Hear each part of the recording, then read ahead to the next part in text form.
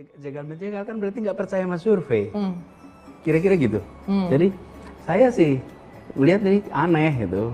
Kok ada percakapan soal jegal-menjegal, padahal yang mau dijegal ini posisinya nomor 3. Orang yang biasa mengeluh, kemudian gampang mencurigai dan menuduh orang lain, kemudian mencitrakan dan mengesankan dirinya sebagai korban politik misalnya, itu merupakan sebuah sikap yang sangat tidak ksatria.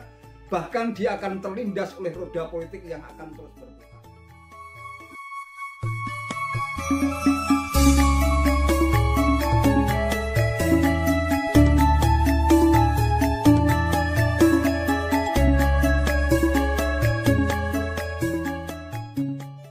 Assalamualaikum warahmatullahi wabarakatuh. Salam sejahtera untuk kita semua, salam budaya. Sahabat-sahabat tercinta sebangsa dan setanah air yang sangat saya hormati, dalam sebuah videonya yang viral, bakal capres yang diusung oleh koalisi perubahan yang terdiri dari Partai Nasdem, Partai Demokrat, dan PKS tampaknya sedang ingin menunjukkan bahwa dirinya sadar kalau dalam survei di berbagai lembaga survei itu selalu konsisten berada di urutan ketiga. Dia akui itu. Hanya saja di balik pengakuannya justru sebenarnya dia ingin melakukan serangan dengan menggunakan metode atau strategi playing victim yang ingin mencitrakan atau menunjukkan bahwa dirinya itu menjadi korban penjegalan. Sayangnya ia tidak menyebut siapakah yang menjegal itu. Hanya saja mungkin dia mendapatkan bisikan dari para relawan dan pendukungnya, atau dari para politisi yang mengusungnya dan sebagainya. Kita tidak tahu persis. Kalau sudah tahu kalau kami itu urutan nomor 3, kenapa harus dijegal? Nah itu, coba kita simak videonya berikut ini. Ya kalau nomor 3 nggak usah dijegal lah, dia pasti kalah juga dalam pemilu, bener nggak? Harusnya dia kalau konsisten ya. Oke. Kalau konsisten itu, kalau memang percaya dengan hasil survei, ya nggak usah pakai jegal, cuma jegal. Tapi kalau menjegal kan berarti nggak percaya sama survei. Kira-kira gitu. Jadi saya sih lihat ini aneh gitu.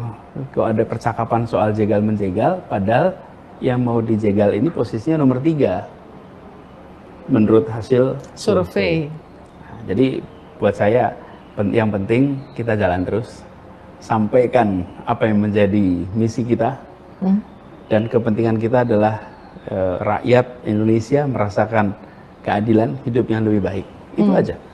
Nanti sambil jalan saya percaya warga akan bisa menilai dengan objektif. Masyarakat kita cerdas. Masyarakat kita bisa memilih dengan tenang, dengan matang. Di Jakarta waktu Pilkada DKI kita menemukan fenomena yang serupa. Seingat saya belum pernah ada satu survei pun yang mengatakan kami nomor 1. Nggak ada.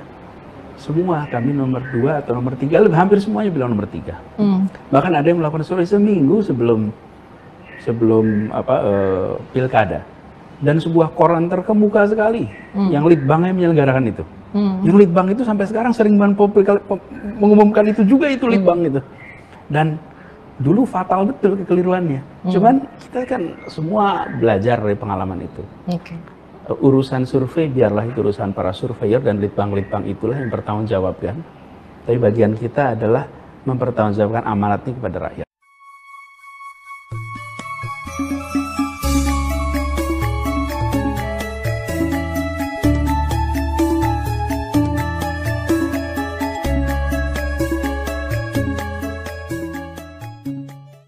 Ya, kalau kita simak pernyataan-pernyataan yang dilontarkan oleh Anies Baswedan dalam video tadi memang menggunakan bahasa yang lembut. Namun sebenarnya di balik kelembutan bahasa yang digunakan Anies di dalam tuturannya itu ada strategi yang ingin mencitrakan dirinya sebagai korban. Kami itu sudah berada di urutan ketiga berdasarkan hasil berbagai lembaga survei. Tetapi kenapa harus terus dijegal? Kira-kira begitulah. Didiamkan saja. Ini merupakan salah satu strategi politik yang ingin dimainkan oleh Anies Baswedan dalam rangka untuk menarik simpati rakyat. Namun saya kira dari berbagai kontestasi politik yang kita rasakan, terutama setelah era reformasi ini menggelinding ke permukaan, tampaknya strategi playing victim semacam itu semakin lama semakin tidak berlaku lagi di dalam politik Indonesia kontemporer. Orang yang biasa mengeluh, kemudian gampang mencurigai dan menuduh orang lain, kemudian mencitrakan dan mengesankan dirinya sebagai korban politik misalnya, itu merupakan sebuah sikap yang sangat tidak ksatria, bahkan dia akan terlindas oleh roda politik yang akan terus berputar. Jadi akan lebih bagus apabila Anies Baswedan tetap tegar. Seandainya memang ada penjagalan, tentu saja tidak hanya sekedar menghembuskan sebuah dugaan, asumsi, tanpa bukti, karena ini justru akan menjadi sebuah bumerang yang akan menghantam diri sendiri.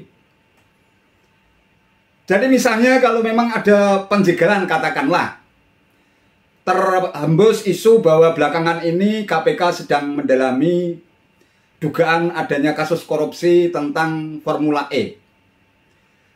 Apakah memang misalnya, mudah-mudahan tidak, kalau memang Anies nanti terbukti ada 2 alat bukti yang cukup kuat sehingga bisa membuatnya harus berurusan dengan masalah hukum, apakah itu bisa disebut sebagai upaya penjagalan sehingga ia tidak bisa melenggang menjadi bakal capres dalam kontestasi Pilpres 2024? Pola berpikirnya saya kira tidak begitu. Perlu kita pisahkan dengan sangat jelas dan tegas antara urusan politik dengan urusan hukum. Saya kira juga seburuk apapun KPK atau lembaga penegak hukum lainnya, ketika menetapkan seseorang tersangka, seseorang sebagai tersangka tentu saja tidak asal ucap. Tidak asal menetapkan seseorang sebagai tersangka apabila memang tidak didukung oleh bukti yang kuat, minimal 2 alat bukti. Sebab kalau lembaga penegak hukum menetapkan seseorang sebagai tersangka tanpa dilandasi oleh alat bukti yang kuat, tentu saja dia sama saja meludah ke langit yang akhirnya akan menerpa atau menimpa wajah sendiri.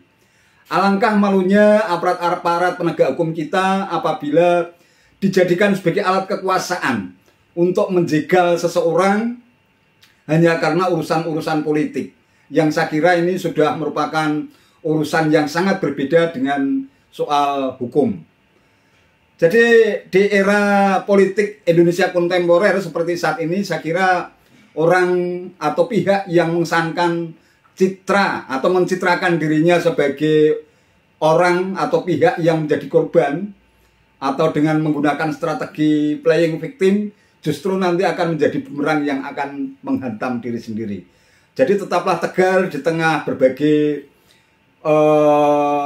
entah itu serangan politik atau bahkan mungkin berbagai serangan hoax yang ditujukan kepada dirinya. Setiap capres tidak hanya Anies, mungkin bahkan Ganjar Pranowo, kemudian juga Prabowo Subianto, saya pikir strategi playing victim yang mengesankan bahwa dirinya itu menjadi korban dari pihak-pihak tertentu, saya kira ini justru akan membuahkan cibiran dari masyarakat luas.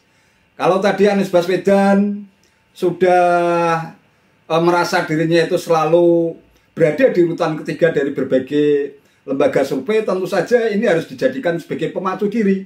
Bagaimana caranya agar elektabilitasnya itu bisa terdongkrak naik, sehingga secara perlahan dan bertahap nanti bisa menjadi urutan kedua, syukur-syukur bisa mencapai pada peringkat pertama. Itu akan jauh lebih bermakna daripada hanya sekedar mengumbar strategi playing victim di depan publik semacam itu. Justru nanti akan menjadi kerugian yang sangat besar, terutama bagi rakyat. Ternyata kualitas pemimpin Indonesia bersikap seperti itu, tabiat dan karakternya suka mengeluh, suka menduga-duga, suka menyampaikan tuduhan tanpa bukti dan sebagainya. Dan itulah strategi playing victim yang terbukti memang pada saat Indonesia sudah memasuki era politik kontemporer seperti saat ini memang sudah tidak atau sudah bukan zamannya lagi. Saya kira demikian yang bisa saya sampaikan. Terima kasih atas perhatiannya. Wassalamualaikum warahmatullahi wabarakatuh.